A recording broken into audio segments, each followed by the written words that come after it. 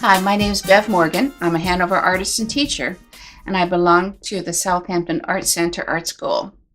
I will be teaching a one-day workshop where we're going to create trading cards. What is trading cards?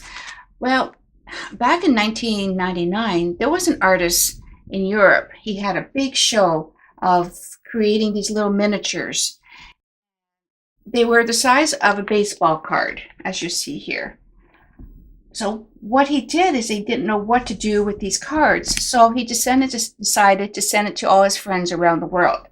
So when he did that, they reciprocated and sent him little miniatures. So that's where the whole movement came from.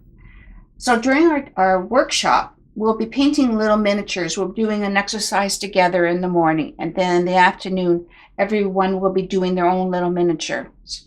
I'll have some little miniature references provided that day.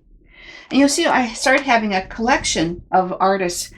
I belong to a Facebook page, Grumbacher Facebook page, last November, and now I'm doing trading cards with some artists from the States. So I've got some from Texas and South Carolina and one from Ohio. So they give a theme every month, and then you do a little card, and then you send it to Grumbacher, and then they will actually send you a reciprocal trading card from another artist around the world.